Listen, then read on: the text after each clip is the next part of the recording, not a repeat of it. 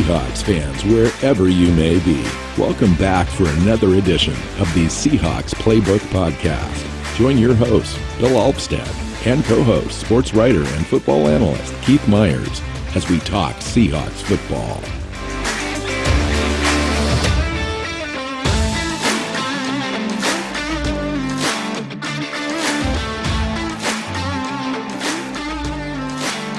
Seahawk fans, welcome back to another edition of the Seahawks Playbook podcast. I'm your host, Bill Alvstad, here with Keith Myers.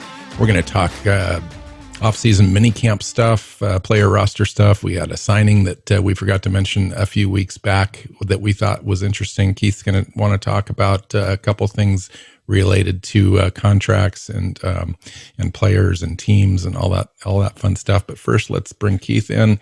How you doing, man? Doing good. We've reached that time of the year where there's very little news.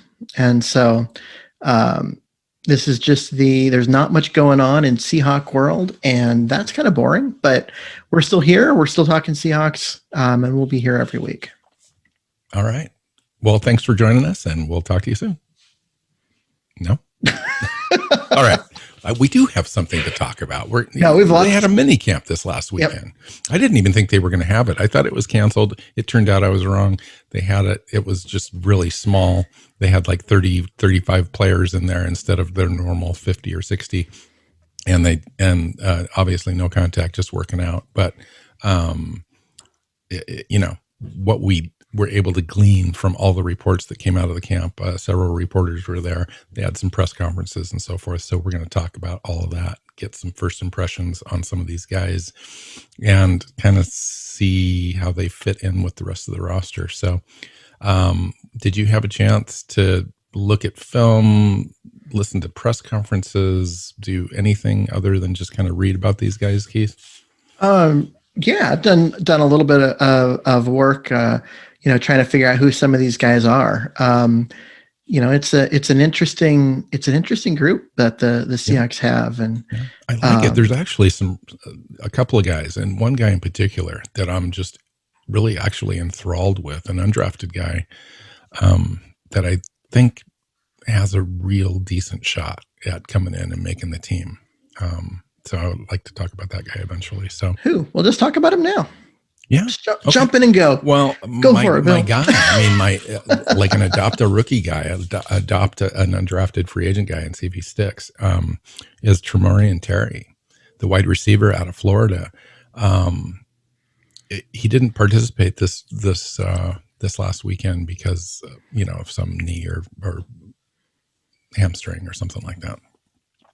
But he's legit. So when you go out and watch his tape, everything just kind of flies off the tape as far as him being able to run routes, pull away from guys. That top end speed is crazy. He had a GPS miles per hour tracker on him last season and almost reached 24 miles an hour. And DK Metcalf in that 99-yard chase down against Buda Baker, I think ran like 23.2 or something like that.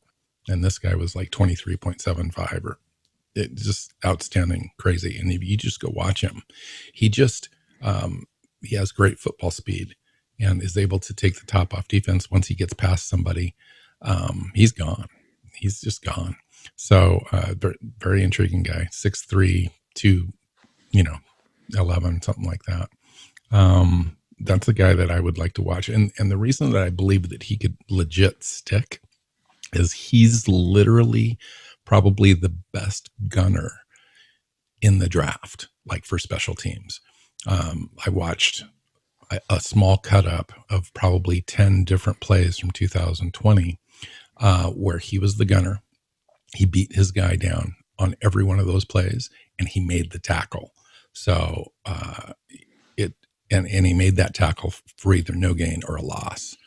So I think he could definitely find himself in a really nice position to make the roster just for that. And then, develop over time. He runs about 5 to 6 routes, the sluggo routes, the stop and goes. He'll run posts. He'll run a comeback, a slant. and mostly just flies, just going down the sideline. But his stop and go is legit. He gets guys turned around pretty frequently. And then when he gets behind him, it's just over. And with Russell Wilson back there, a guy like that could really kind of find a niche in Seattle's offense as being kind of just a deep threat. Yeah, the fact that he plays special teams gives him a shot, because if you're the fifth or sixth wide receiver on the roster, you better be able to play special teams. He's very physical. My concern with him is all of the reports of that he was not a good guy in the locker room, that there were instances of him blowing up at coaches on the sidelines. One instance. There was two. And apparently, there's just and those are the reasons why he went undrafted, that and the fact that he dropped a lot of passes. And so if he comes in, keeps his mouth shut, works hard, and doesn't cause any of those problems or have any of the workout like laziness issues that have followed him, yeah, absolutely. The talent's there. Nobody doubts that. But he's got to come in and do it. The guy that I am really intrigued with out of this undrafted class is actually another wide receiver, and that would be Cade Johnson. Mm-hmm. This is a guy that was out there playing at South Dakota State, not that, thing, but this is a guy, whereas the guy you were talking about runs like 4 or 5 routes. Mm-hmm. Cade Johnson has a very complete route tree. Yes. That he can run. He's very good short area. He's a very quickness. good route runner. Yeah, very good short area quickness, like you said, agility, all that kind of stuff. His top end speed is lacking. He runs like a 4.52 or something like that, which is uncharacteristic for a guy that size. But he's so wily in getting open underneath and making space and stuff. So I've seen a couple of different comps for him. One was Wes Welker, who was never a deep threat, but caught almost 100 passes a year when he played with Brady, because he was good in short distances and underneath. And then the other one was Doug Baldwin, who also was a slot guy and did a lot of good things. And if you look at the Rams offense and what Walden's bringing in, like Cooper Kupp plays mostly out of the slot and has all that production.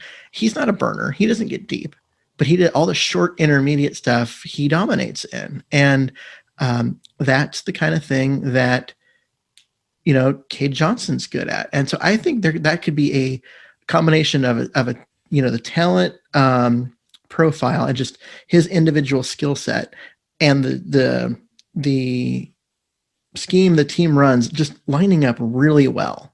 Where do you think his path to the roster would lie? Do you think that depends on an injury possibly, or is there an opportunity for the Seahawks to carry 6 guys legit on the roster this year? I think they could carry 6 guys, and if they do, right, you've got we know who the top backs maybe. We know who the top 2 are.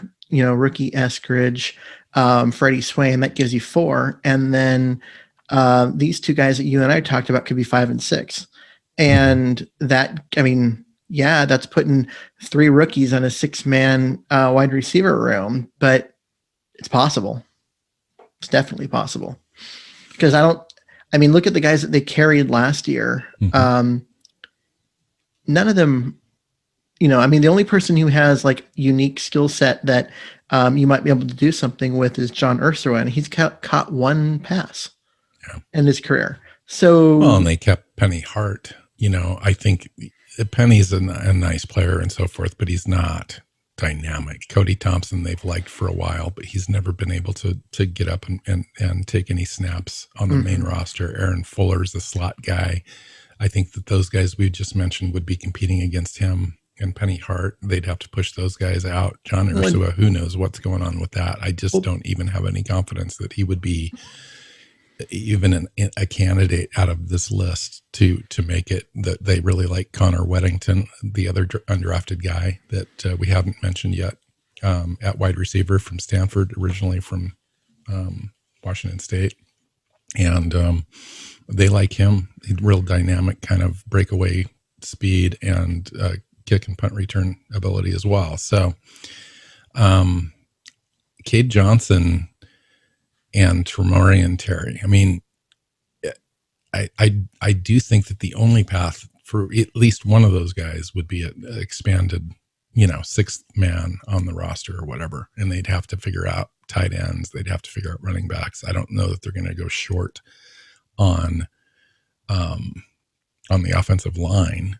And so, or possibly even running back, but they'd have to probably go 26 on offense, 24 on defense in order for something like that to work. Yeah, I mean, we'll see. And they could go 4 running back, or last year they carried 4 tight ends for a while, and they could carry 3, and which is actually more normal, is to carry 3 and not 4. So it's, I think Ballure screws up the entire thing, doesn't he? Yeah, and he doesn't offer them anything on offense.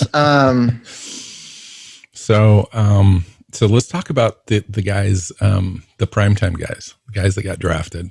Let's start with Eskridge. Like, what's up with Eskridge? Like, he's one of those guys that's the perfect fit. He's the third wide receiver in the offense that we've always wanted but didn't have. Was always missing somebody, or somebody didn't step up, or we were relying last year on Dorsett, Philip Dorsett, to come in, and then he had a knee and he didn't ever show up. And so this year we have a legit opportunity to put that into play in a really nice expanded offense that will utilize space way more than we have before. And with Russell Wilson back there in a rhythm, getting the ball out quick in this new offense, and then taking the shots deep, I'm excited, and he's got legit speed, and just watching him run routes and stuff, and being physical and the agility to get open, find space. A guy that just can, unreal. Yeah, it's like I said, absolutely legit speed on the outside.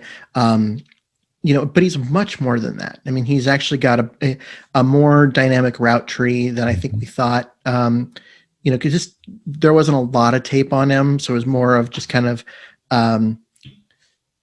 looking at somewhat what other people have said, and other people who I trust, their breakdowns and that kind of stuff. But now that you get a chance to go and look at a little bit of the tape, the guy's route tree is pretty robust.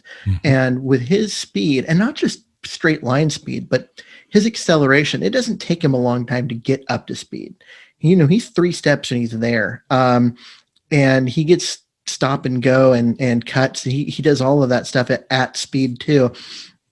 And really what he is this is a guy that's going to be a deep threat, and take some of the pressure off of Tyler Lockett, in my opinion, because, Lockett, with the injuries that he's had and that kind of stuff, he isn't the fastest guy on the field anymore. He used to be, the fastest guy in the field when he was out there. I mean, you're not going to be with DK Metcalf on your team, but I'd say that the cornerbacks are catching up to him a little bit in terms of speed, but he's still really good in so many other ways. But if they can move him into the slot a little bit here and there, and let him, uses his skill set in different ways. And of course, he's still got enough speed to get behind people, but it's not where he's just running away from people like he is too. And so I just think it balances everything to be able out. to manage that spot.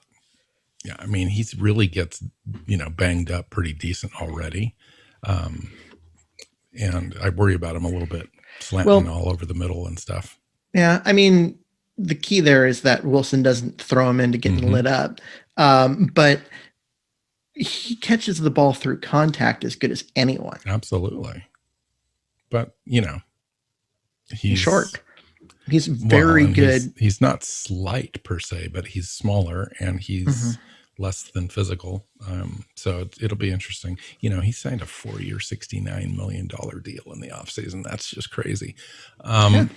So then we've got, so we've got Lockett, Metcalf, Eskridge. Those are locks. And then Freddie Swain. I do believe that they do like him, but he brings a skill set that really is is different, I think, than some of the other guys in that he's more a possession style wide receiver, but he's not huge for a possession guy. He's just a steady guy that's, to me, back into the roster to, fifth, fourth wide receiver type of a guy, possibly help you in a return game and so forth. Go look at his measurables versus Cooper Kupp. Well, he's an inch or two smaller, but other than that, he's an inch shorter, but everything else is really, really similar. So yeah, he isn't, no one's going to mistake him for DK Metcalf or any of that, but he can get the job done. And so he didn't do much last year, but didn't really get a chance. He wasn't on the field that much. And when he was on the field, he was kind of productive here and there. And now we'll get to see because receivers tend to make a big jump in year two. Well, let's see what he's got. I personally think at this point he's the fourth receiver. In part because he's the one guy after the top two that has any experience. Yeah. Because Eskridge doesn't, and the two guys that we talked about before don't have any experience. John Ursua has one catch. Penny Hart has none. He was mostly they cut Ursua and put him on the practice squad and called up Hart entirely for special teams. But he almost never saw the field on offense. You got to have somebody, and Swain at least has some experience. He's out there. He's ran routes. He's been productive at times. Yeah. If they do carry six and it's Tremorian Terry and Cade Johnson, I'm not going to be disappointed. It would mean that Ursua, Hart, Cody Thompson, Aaron Fuller are gone.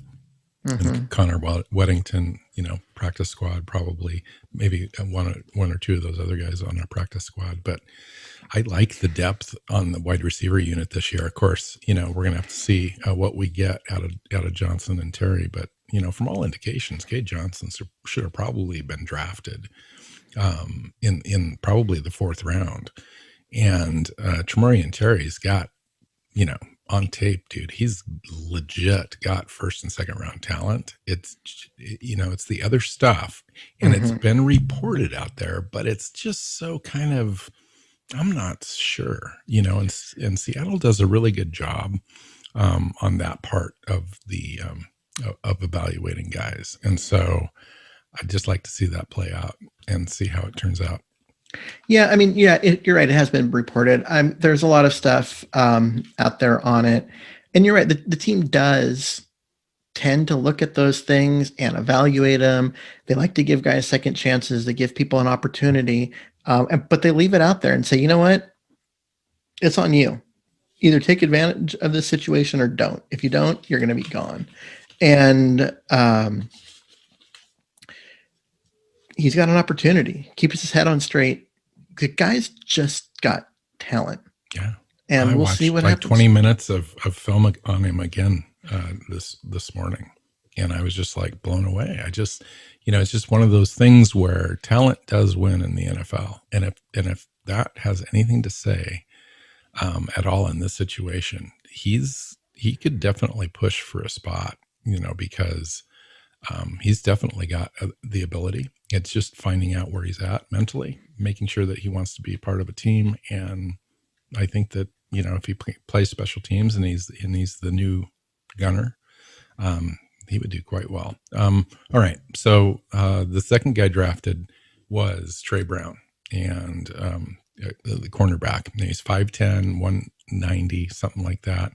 But he's a very physical, tenacious kind of corner, where his really stood out in minicamp, by the way. Well, because he's not going up against world beaters, but nonetheless, it's nice. He was going up against Eskridge, and basically the speed of those two guys over everyone else that was there was just eye-opening, right? They were the two fastest guys in the field.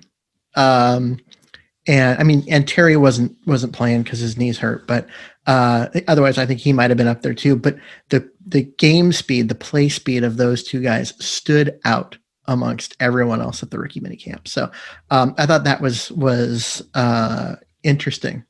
I mean, they're not in pads, they're not hitting each other, they're not doing any of that, but neither is anybody else. And so it's a level playing field for all the people that are out there. And when guys just play significantly faster than all the other people out there on the field, to me, that means something. Well, I think that really points out something about Trey Brown too, because he's working on stuff. Like, he's not just working on covering the guy in front of him right then. He's working on technique. Coaches are in his ear between every play, teaching him about different scenarios, aspects. He's really used to the inch mirror punch technique that he used in college. He's familiar with the kick step, but really hasn't put it into practice for a while. And so he's, focusing on that every rep and just kind of making sure that his feet and his arms and his hands are all in sync. And covering guys is just, one of those natural things that he just does, but everything else he's just really kind of trying to learn. So it'll be interesting to see how he integrates once the vets come in a few weeks into June, when they kind of come into their mini camp. And I'm excited about that pick, but I don't know how it's going to turn out in 2021. Like, is he going to end up with a starting job? Is he going to end up being a backup? Is he not going to see the field because somebody else is maybe going to get picked up that we just don't know about yet?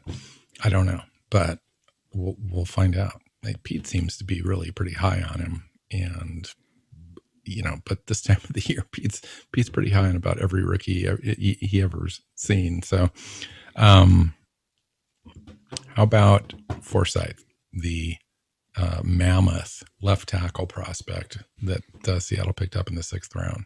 It's impossible to judge those guys in these mini camps when there's no pads, because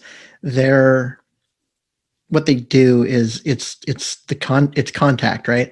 And this is a no contact practice. It's really hard. So you kind of look at, how do they look? Do they look agile? Are they getting out in front of people? What do their technique look like? That kind of stuff. And so far, he looks fine. But he was drafted as a project. They know he's not ready to play right now. That's not the expectation. So I watched every single snap today from the Florida-Alabama game, and he was amazing.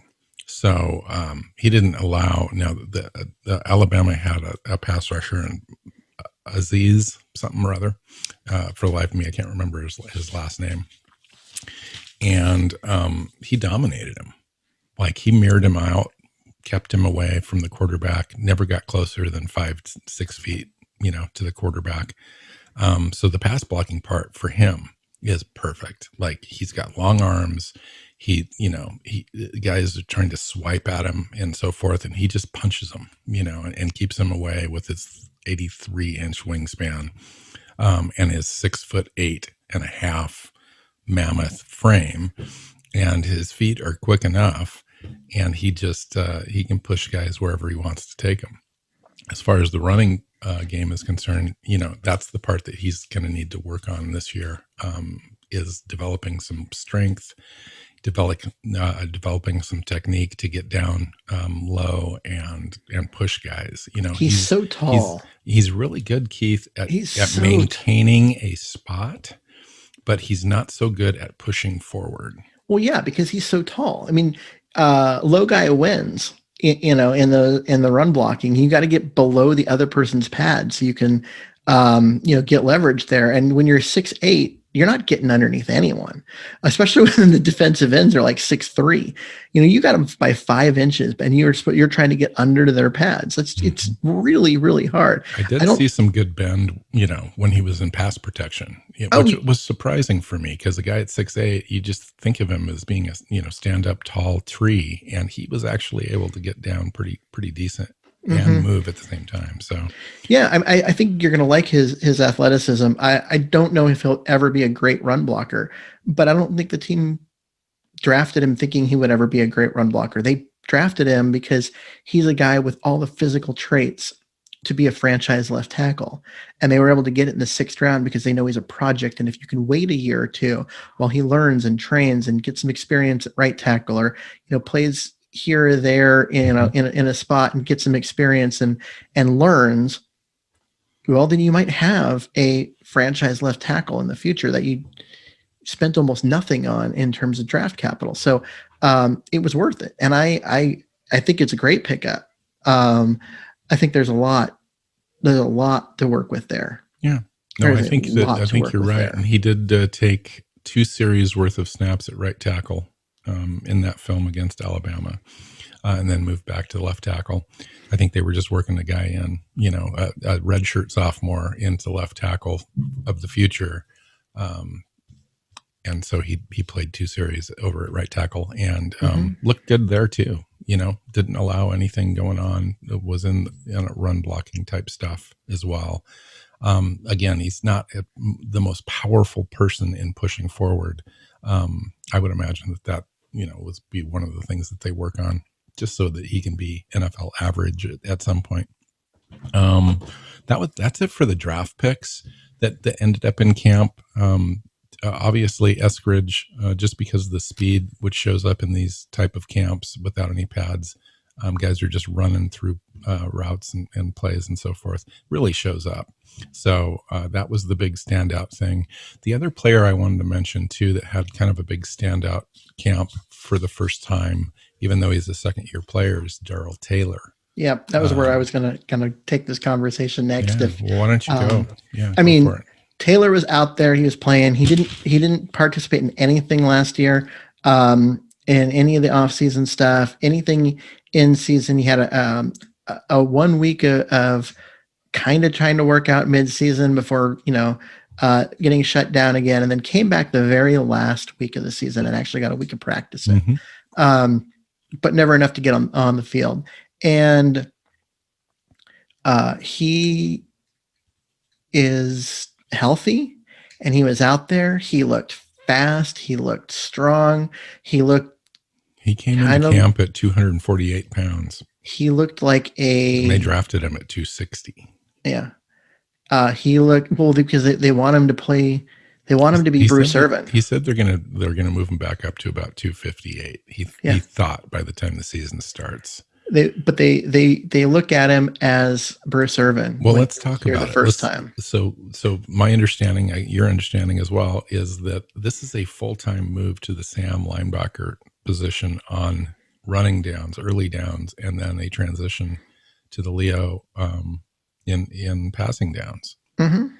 So this is kind of an ideal fit for the Seahawks in a sense, in that it's a good fit for Taylor because he stays on the field potentially 70 to 80% of the snaps, possibly, depending on who he pushes away on passing downs to rush the passer. But for the Seahawks, you're allowing your team the chance to put the best players on the field, and knowing that they'll probably end up spending about 60 to 65% in nickel this year, just because of trying to get Blair onto the field. And a whole bunch of other scenarios. We can talk about that if you want, but I just think this is good. However, it does point to a situation where I think it's less likely now that KJ Wright comes back. Yeah, seeing Daryl Taylor out there running around doing things, they're asking him to cover at times, and he did okay with that. But John Clayton called him the star of minicamp. Yeah, I did see that. And yeah, I mean, it's a guy that you gotta like. What we're hearing from him, and he says he's not playing in any pain. It's all the stuff that hurt him last year, that kept him off the field, seems to be gone. He's playing. It's not hurting him at all. But yeah, we're talking about a guy in the old Bruce Irvin role, like not when he came back last year, even though he might have had that same role had he not gotten hurt. But we're talking about the 2013, 2014, 2015 Bruce Irvin before he left. Yeah. Well, even when he came back last year, Keith, in the 2 games that he did play, he played almost 100% of the snaps in that Sam role, and then coming up and rushing the passer. Yeah. And so if you look at the Seahawks, they had the 1 year where they played in the base defense all the time because Is that with Kendricks? yeah. But they didn't have anything at cornerback then. And so they felt that it was getting their best 11 on the field um, to do that. But other than that 1 year, the Seahawks are in the nickel more than they're in their base defense. And they have been under Pete Carroll since the beginning. And we're going to see that again this year. So what we're talking about with the Sam linebackers, we're talking about 1/3 of the snaps, right? Yeah. Because in 1/3 of the defensive snaps, there's going to be a Sam linebacker on the field. In the other 2/3, there's not. There's going to be 2 linebackers, and there's going to be an extra defensive back. That's correct, because Jordan Brooks played 31.86% of the time last year because KJ Wright moved over. Mm-hmm. And so what you're looking at is Jordan Brooks is now going to take over all the KJ Wright snaps and be out there close to 100% of the time. I agree, 85, 90%. Yep. And so we are literally talking about 1/3 of the snaps at Sam linebacker. And so to have Daryl Taylor there and to be able to set the edge and all the stuff that you need your Sam linebacker to do against the run. And be in a rotation to rush the passer on passing downs. Yeah. I mean, and so, so he's going to end up being out there for 65, 70% of the snaps. Yeah. And so what that also does is when they've got a lot of talent at defensive end this year, which they didn't have last year, which would have been really nice to have Darrell Taylor in there because they desperately needed him in the first part of the season. Yeah. Listen to this: Darrell Taylor, Dunlap, Mayoa, Hyder, Robinson, Collier, Green. And then possibly Aldon Smith. And I mean, that's just crazy right there. And then you add the fact that we've got Woods, Ford, Kimdichi. What? Which we haven't talked about yet. So hold that thought for just 1 second. We'll jump back to that. But they have a lot of talent at defensive end. When you want to get all of it on the field, you want to get your best 11 on the field. Having Taylor have the versatility to play outside linebacker means that you can essentially have 3 defensive ends on the field. And for a really deep position group, you need that. And especially if Collier can move inside. Yeah, and we haven't even talked about the Adams. It's like he's just a blitzing machine waiting to happen. You get this type of defensive line going on. Bobby Wagner all of a sudden just becomes better than he already is. He was less protected last year, I think, than some years in the past. He looks like he could have some more protection this year, which will allow him to make plays on the ball better, as well as picking his spots to come up and rush the passer as well. So and then you add Blair back into the equation this year, a guy that came in, was looking like the starting nickel corner heading into the season, got hurt. Amadi took that spot over. How do you fit all of these guys in? It's a good problem to have, Keith, but you're going to want to put your best players on the field. Here's a guy that's Marquise Blair was actually Seattle moved up in the draft to get this guy, and he was drafted ahead of DK Metcalf. He's a good player, and but we're loaded. We're loaded. Our starting safeties are on the field already. Amadi's there. It's down to Blair and Amadi in Blair, matchup. Blair is in the mix as an outside corner. Wow. Blair is in the mix as an outside corner. In the world according to Keith Myers, or in the world according to somebody in the know? What's going on? In the world according to Jake Heaps, former Seahawk quarterback who's now a radio personality, says that Blair is there because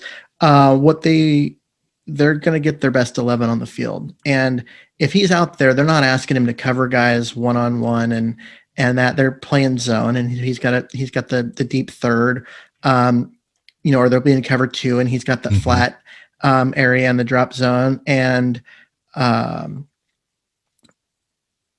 but it's getting a guy out there that can do the job. And he was going to be the starting nickel anyway last year, and then until he got hurt. And so like they're going to find ways to get him on the field. He's either going to be the nickel back and, fight with time with Amadi, or he's going to get some snaps at the outside corner, and basically mean that Akello Witherspoon won't get as many snaps, and they'll move him around. They'll find some spots for him. They'll let him play. And if any of the safeties get hurt or whatever, he's like the instant starter. You mean safeties like Ashari Croswell, Ladarius Wiley, Joshua Moon? No, I'm talking about if our two starters get hurt, Blair is the instant starter. Those guys, yeah, I didn't even know they were on the roster until right before the show. I wonder if they know they're on the roster. Probably not. Okay. So, yeah, that's an intriguing battle, camp battles. We'll probably have a camp battle kind of show at some point because I always, my interpretation this offseason is the weakness on the team is definitely the defensive backfield overall, just from a talent perspective. But maybe I'm wrong. Maybe because of Marquise Blair and because of Amadi and because of Diggs and Adams and Reed and possibly Reed, right? We're only really looking for one guy that can come in, and we've got a pretty decent list of players that are available for that competition for that one spot, really. Witherspoon is at the top of the list. We still have Trey Flowers. You just never know based on the fact that you're surrounding Trey Flowers with such a nice complementary roster, in addition to the pass rush improvement, which is improving the linebacker area. The back end may not need to be quite as good as we think it does. They could probably do an adequate job in coverage because they just have more time. Mm-hmm. So in all of this, we mentioned already a piece of news that kind of just it went by. It went by in our show, and we never really talked about it. And we kind of need to, because this has the potential to be huge. It could be. It could also be have the potential to be nothing. But it has the potential to be huge. Back on like April 21st, Keith is talking about, we signed Robert Kimdichi, which is a defensive end / defensive tackle guy on a 1-year veteran minimum to come in and compete. And he was a former first-round draft pick of the Arizona Cardinals. He fell, to my memory, he fell a little bit to the back end of the first round. I think he was kind of a mid-round to early 20s type of pick. Fell to them at 29, but really did not establish himself. Got injured at some point, and the Cardinals released him. And then he was picked up by Miami, I believe, for a few games, and then cut, and then has floated around a little bit. So Pete's always been pretty good at trying to find these guys that are reclamation projects, and he's definitely falls into that category. But guys that have a ton of crazy guys that have a ton of talent, yeah, maybe have been humbled a little bit after having the world handed to them when they were younger, get humbled a little bit, come out and be really hungry to take advantage of that talent. He was a first round. He was a guy that, you're right, he dropped a little bit, but a lot of people were thinking he was going to be in the teens as a draft pick, maybe the early 20s. He dropped to 29. But all the talent in the world. I mean, the guy just can flat own people up front, just so quick and powerful. He's a penetrating defensive tackle that gets upfield, and guards are going to hate him. Really good with his hands. I mean, there's really nothing in his game that's bad, but his effort level was lacking at times. He was labeled a bust fairly early after failing to, kind of get himself regular starting playing time. Mm-hmm. So, but then in 2018, he came in, he had 4.5 sacks in 10 games as a defensive tackle in the middle. If you're, do the math there. If you're getting 6.5 sacks out of a defensive tackle in the middle, that they're helping the defensive ends a lot because the quarterback's not stepping up. But then he got hurt and had a knee injury, and then so then was it last year or the year before? He came into camp.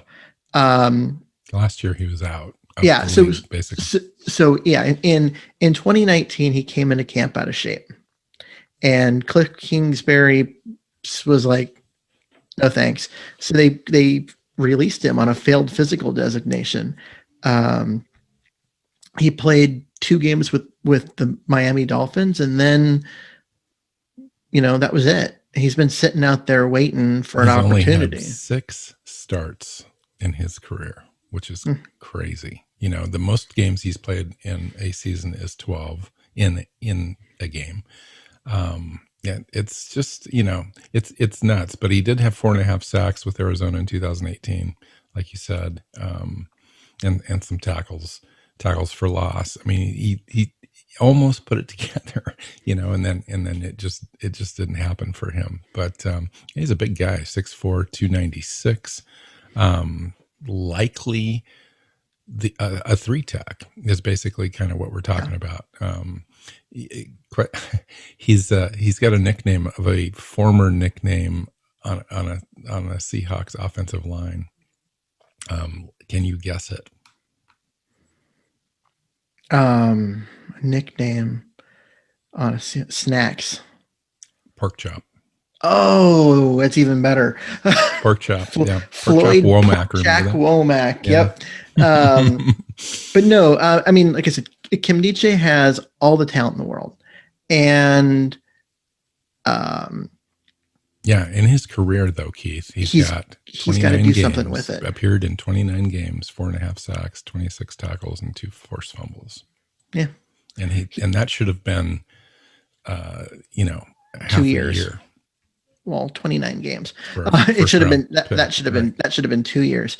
But yeah, I mean, he is, like I said, all the talent in the world, super athletic, super talented, all of that, but never did anything with it. Never lived up to any of what he did in college. Came into camp out of shape. Didn't work hard at times. Really, just not a guy that acted like he wanted to be there. Like he wanted it. It really felt like he was a guy that wanted the stardom and the money and all this stuff, but didn't want to be there and put in the work. Well, you know what? Now he's been out of the league for a year, and he's coming back on a league minimum, trying to get himself back in the league, trying to prove that he belongs so that he can go get a paycheck a year from now or 2 years from now. Yeah. That's a guy who's going to be hungry. And if he's hungry, then he can, do what he needs to do to get the most out of his talent. And that's what I'm hoping for. So he at 6'4", 296 pounds, ran a 4.87 40, 28 reps on the bench. He jumped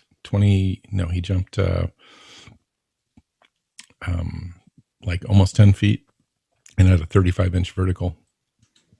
He's super athletic. It's just all between the ears for him. The likely scenario is that he doesn't make it out of camp and he's cut. I mean, Seattle has a pretty decent roster on the defensive line, where you're trying to figure out a way to keep some of those defensive ends, those 5 techs, Rasheem Green, Collier, Hyder, and possibly Aldon Smith that can rotate in to that 3-tech spot. There may not be a roster spot for him, but you know what? Aldon Smith is not going to rotate inside. Aldon Smith is not going to rotate in. They've talked about him rotating in because he's 290 pounds. Aldon Smith, you're thinking Justin Smith. Aldon Smith is 240 pounds. Well, he had bulked up. Check it out. Go check out the articles. He played linebacker for Dallas last year. He did not play linebacker at 290 pounds.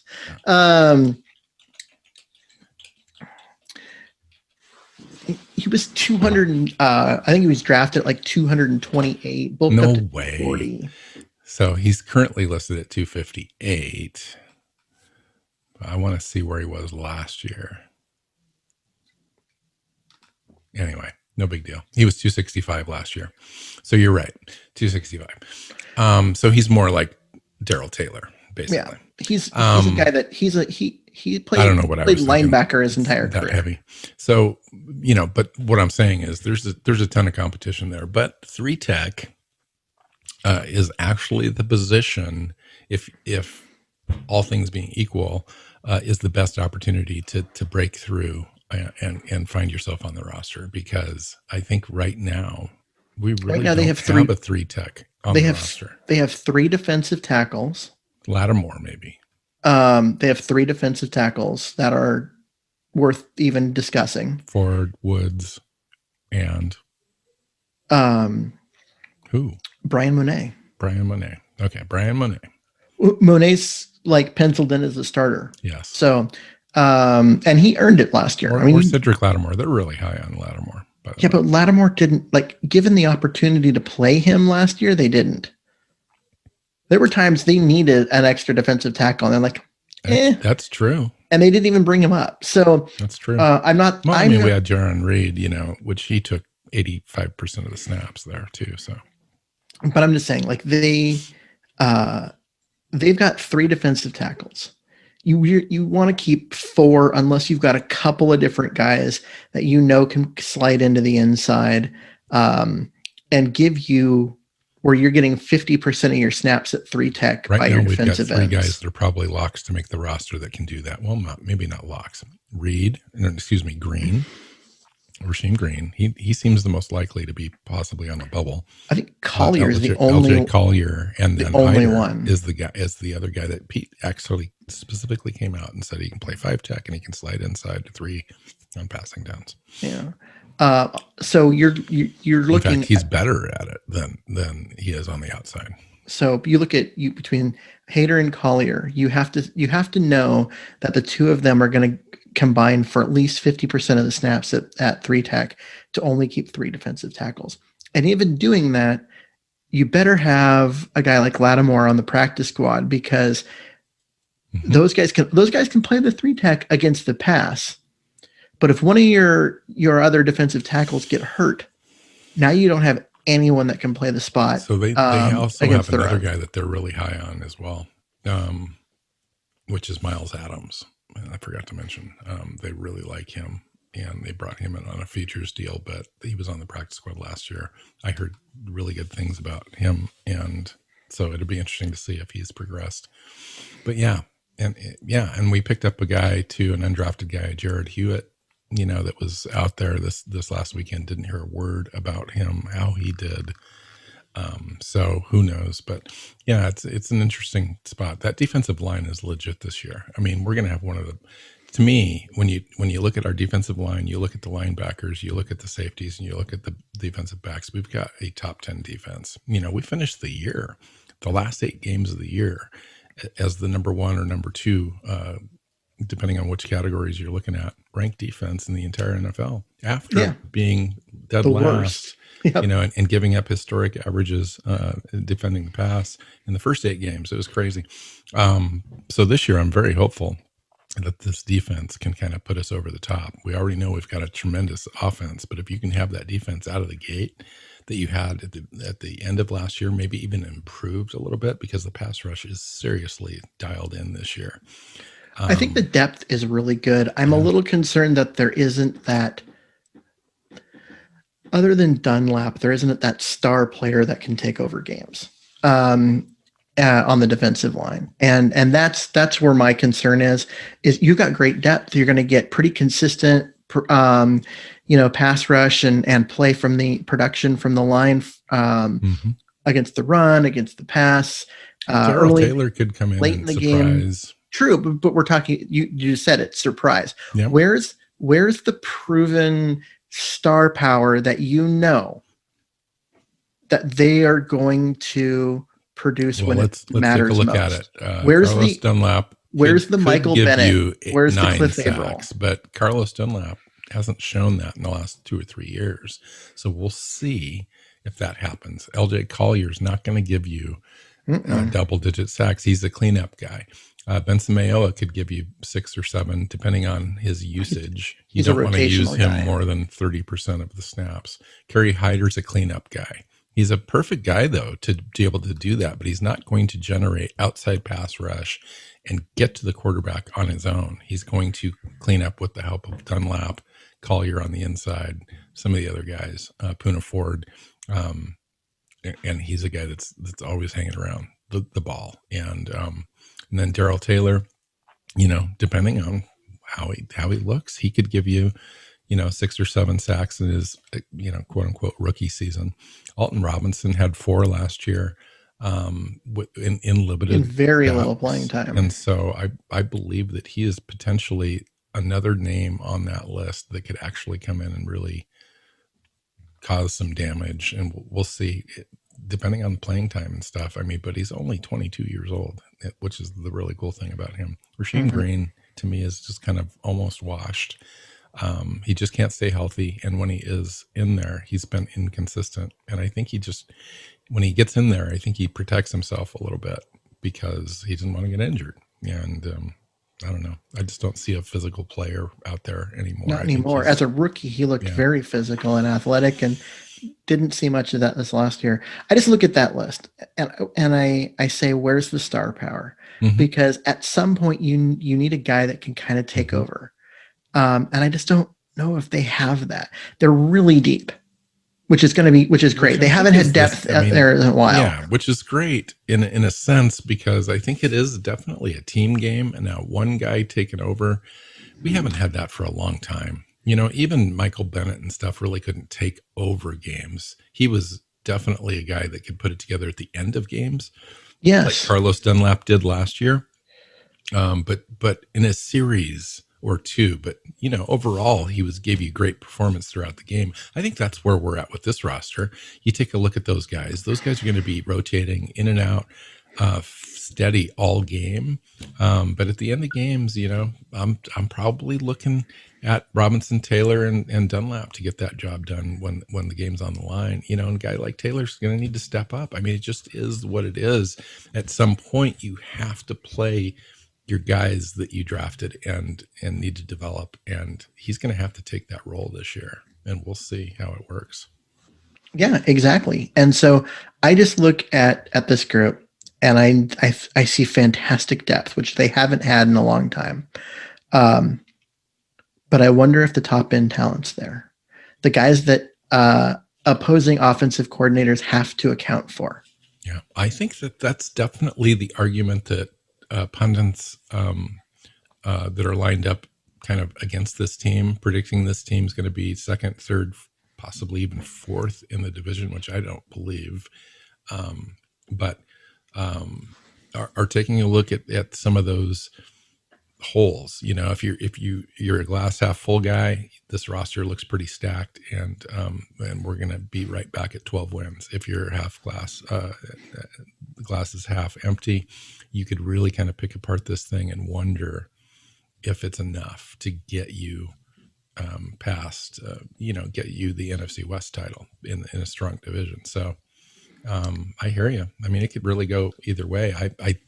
I think the idea that it's like, oh, well, this, the roster is, this is a really tough division. Whether they win the division or they don't, they're going to be there to make the playoffs, and that's where they're going to be. Because so much of do they win the division or not depends on other teams. And does San Francisco stay healthy this year, which they didn't last year? Or at some point you end up do the Miami Dolphins upset the Rams because that's, you're going to need a game here or there. Are you good enough to make the playoffs? Can you get 10, 11, 12 wins? And I believe this team can. But can they do more in the playoffs than last year? And the year before that? Yeah. And the year before that? It's possible. I think they can. Where it's possible is in the trenches. We just talked about the defensive line. Mm-hmm. The offensive line's improved as well. You take a look at the depth there. with Gabe Jackson now coming in along with Damian Lewis manning the 2 guard spots. Ethan Posick still at center, but it's not going to be any worse than it was last year unless Ethan Posick gets hurt. And then you've got guys coming in, to compete at other spots. The offensive tackle spot, I think, is just as good. I think when you take a look at Brown, it's the same 3 guys, and then you've got and now you've got Forsyth in there as and you've still got the guys that you had prior. Abuahe is also there. I mean, Abuahe, they talked about him having a legit shot. Yeah, and so I just look at it and I go, what caused the team to fail at the end of the season the last 3 years? And it's been the offense every time, because they couldn't do anything in the playoffs because they had a scheme and a game plan that was just entirely stupid going into those games. And I mean, yeah. Are you going to dispute how awful the game plan was against the Rams or against Dallas before that? Language that you're displaying. And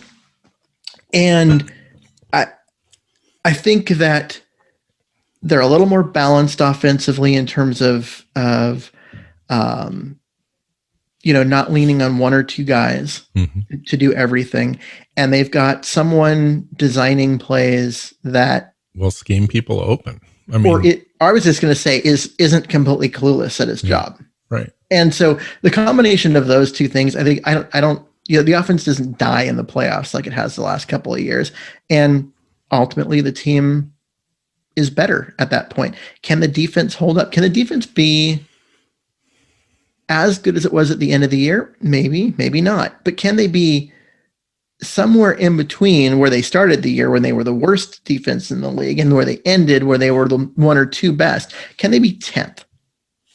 Because if you can be the 10th best defense in the league, which is not as good as they were at the end of last year, but if you can kind of be steady in that range, then the offense should be way better with a real play caller, and you're going to end up being a more balanced team overall. And I think does that equal a division win? Maybe, maybe not. Depends on the Rams and the 49ers and what they do.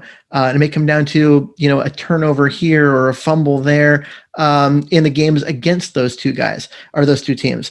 But they're going to be in the playoffs. They've got the talent there, unless, this something way unforeseeable would have to happen in order for this team not to make the playoffs. And so what do you do once you get there? And I think this team is set up to do better than they have the last few years because they've got more balance. They've got better coaching. Yeah, I don't disagree. I think that that's the key, and Russell Wilson's going to need to step up. It's been a few years since he's really stepped up in the playoffs, and he's been sacked and terrorized and so forth. And we just haven't had good matchups. So we'll see how that goes. Another player I want to talk about really quick was Aaron Donker, the German import at linebacker for the Seattle Seahawks. He kind of came over on a what do you call it? It's like an exchange program. Right. We didn't exchange anything, but they're sending their players over.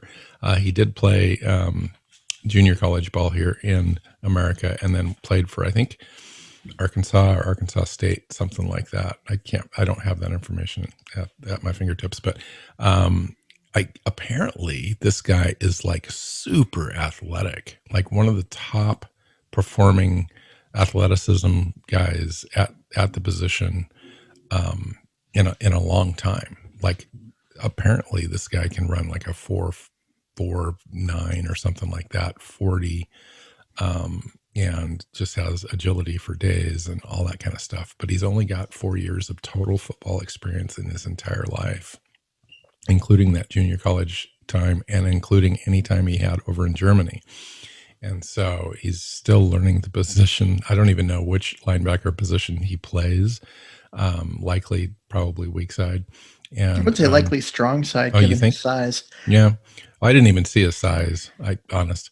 I just looked at the speed. But he's an interesting guy because he's actually legit. I mean, he's got his athletic upside is off the charts, and so it's just a matter of hiding him on the practice squad for a year and seeing what you've got next year, and see if he can develop. But his ambition is he wants to make the team. I watched he had a little like 6 or 7 minute news conference, probably the highlight of his entire life, right? For the team, and he was just so excited to be here and the opportunity, and he legit wanted to compete for a job, and that's why he was here. And so it just isn't some gimmick thing with this guy. No, and none of the guys that are awarded through that program are. They're all guys that are fighting for a job, and a lot of them, they're not drafted, or they end up because of eligibility rules with the and passports and everything. They're not going to get drafted, and so they get awarded to a team and have an opportunity to go win a job. If guys with that much athleticism, you can find a job on special teams because you're fast enough, you're strong enough, you're agile enough to get downfield and hit someone. Unfortunately for him, he's 26 years old, but but he's only played football for 4 years, and that's the key. So, are we going to see him? Are we going to see him on defense? I hope not, except for in the preseason.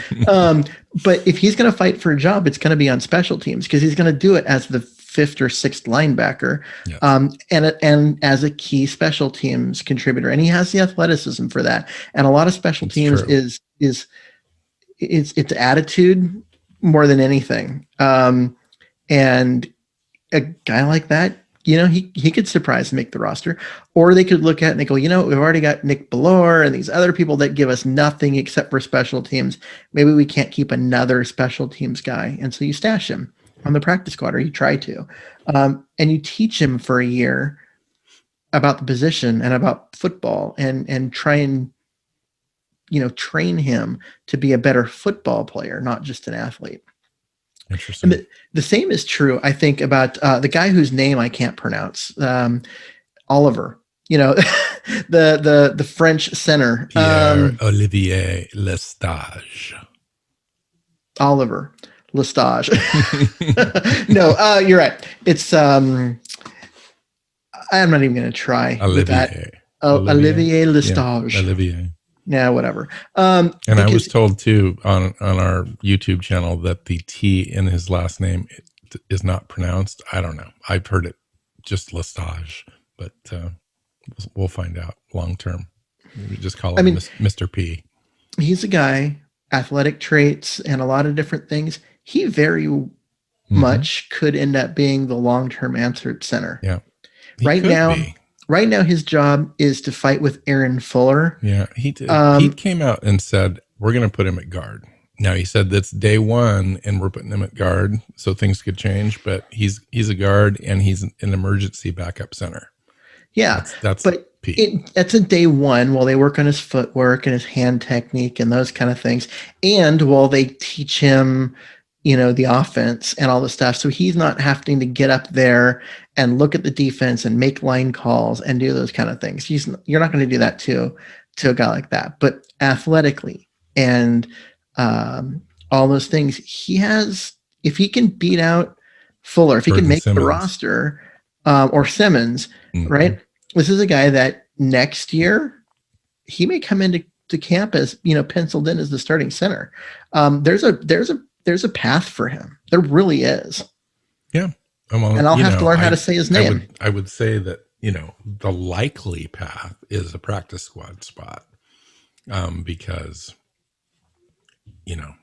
Jordan Simmons would either have to get cut or get injured, or Phil Haynes, who can't seem to stay healthy and so forth, or Ethan Posick as well. Ethan Posick had 1 year. All three of those guys have a very long history of not being healthy. That's right. And I mean, you've also got Kyle Fuller, who's the backup center.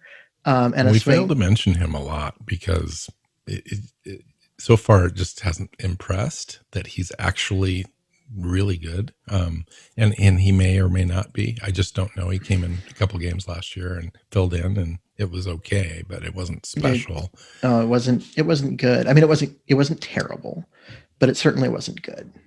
And so and it they've was. got Brad Lund Blade as well. Came in and played center at the mini camp this year, and he was on the practice squad last year. So, but yeah, I mean, you're really looking at a guy like that. If he can beat out Kyle Fuller and show that he could be a backup, he can make the roster. And once he makes the roster, or even if he ends up on the practice squad, if he sticks on the practice squad and can shows that he picks up the offense and that he can learn, athletically, the dude's got what you need to be a starting center in the NFL. Yeah, and it sounds like he's a good dude. You know, he's a guy that really wants to take really the wants it, wants to work hard. Loves being a football player and playing the game, and you can't have enough of those guys. So check out this list of corners, and then we'll wrap it up. So we've got Flowers. We've got who else, Keith?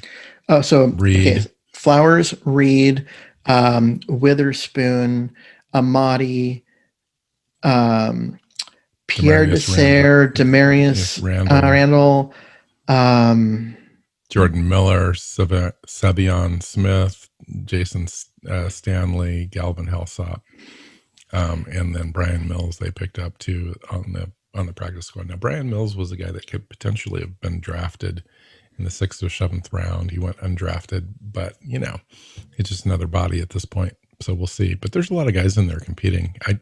It's just that, again, you pointed to the defensive line, like what guy is going to step up and really make a play or get the job done. This group of guys is less than intimidating. It really does come down to, I think, can Kella Witherspoon come in and demand that he's the starter? He's getting paid, he's getting paid more than any other corner on the roster, believe it or not. But he's not making starter cornerback. No, he's $4 million. It's fully guaranteed though. And I think the expectation is that he comes in and starts. I really do. I think that him and Reed are going to end up being the starters with a guy like Trey Brown competing and possibly pushing for a larger role midway through the year type of a thing, or work himself into some sort of Amati getting chances in the nickel, and you got Blair who's going to get some playing time in there. I mean, you've got. And I don't want to discount Demarius Randall either, because that guy's, got some talent too as well, and he's only 25. So it'll be interesting, yeah. And then Ryan Neal, we haven't really talked about. He did a great job last year. They have him listed as corner, but they had him listed as corner last year, and he was the starting strong safety for 4 games. So we'll see. Because they move him around. I mean, he's like 6'4", and he can do kind of everything. He's not a great corner. Have you completely written off Trey Flowers at this point, or does he have a shot? He's got a shot. He's got a shot because he's got 2.5 years of starting experience. Yeah. Right. I mean, he's one of the more experienced guys in that group. Absolutely. Now, what's funny is that he's also got 2.5 years of being a cornerback in his life, because he was a safety before the Seahawks drafted him. And it's just weird because when he played as a rookie, he played really well. And I don't know if it was just because everything was kept super simple for him at the time, because he was making that transition from safety to corner. Tremendous athletic upside. So I remember us doing a show last year ago, spring. So this is spring of 2020. And we talked about a guy like Ryan Neal. There were a couple other guys as well, Jason Stanley and so forth, that all kind of had the same sort of athletic profile, the height, weight, speed, agility. And he had it in spades. Like, he was the most athletic out of that group and coming up on the roster. And so it didn't surprise me that he was listed as a corner just from that aspect. And so when he did come in and it was to fill in for Adams, I was a little surprised. But again, you'd said that he came in as a safety into the league and was kind of switched. So Mm-hmm. we'll see how that goes.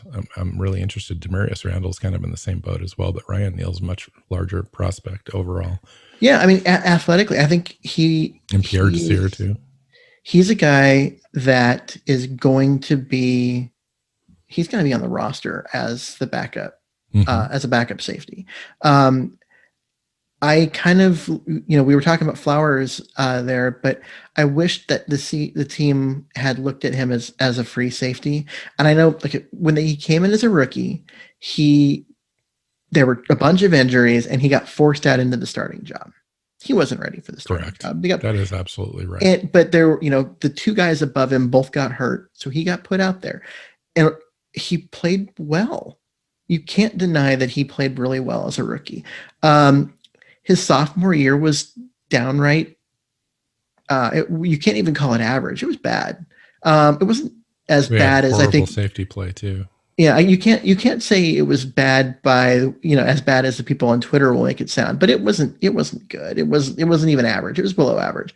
And then last year he was in and out of the lineup and hurt at times, and he never caught his first couple of games that he played when he got pushed into the starting lineup were really bad, and then he leveled out and had some good games in there. But who is he? Where is he? Is he the guy that had all that promise as a rookie, or is he the guy that we've seen since then that has just been not worth talking about too much? I still think the talent's there, the physicality's there. Maybe not the ball skills, so he's never going to be like a great guy that's going to go get interceptions and whatnot.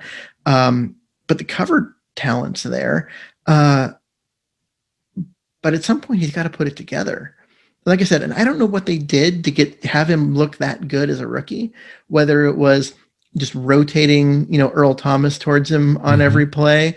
And so it made his job really easy where he only had to watch the underneath stuff, and then now they're not doing, similar things, or if he just played really well and has since then, something I'm sure it changed. has to do with the former, because a guy just doesn't lose skills.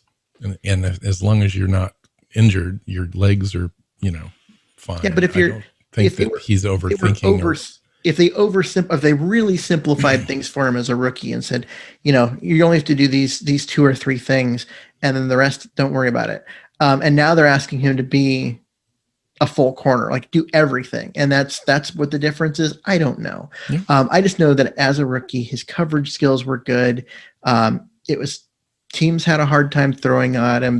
Why does Pierre Desir fall off? Why does Demarius Randall come in as a corner, get switched to safety, and then back to corner and floats around other teams after being a first round draft pick by Green Bay?